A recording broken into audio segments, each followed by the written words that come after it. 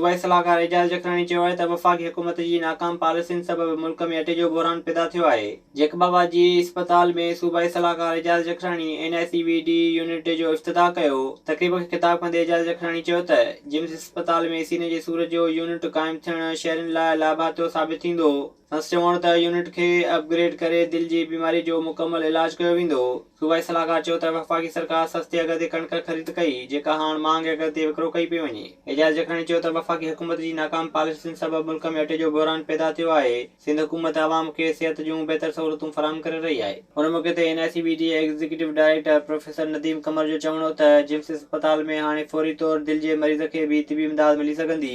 नदीम कमर जो चवणो हो त NICVD जो क़याम सूबे लाइ बहितरीन अमल आहे, जंहिं सां अवाम खे फ़ाइदो मिलंदो।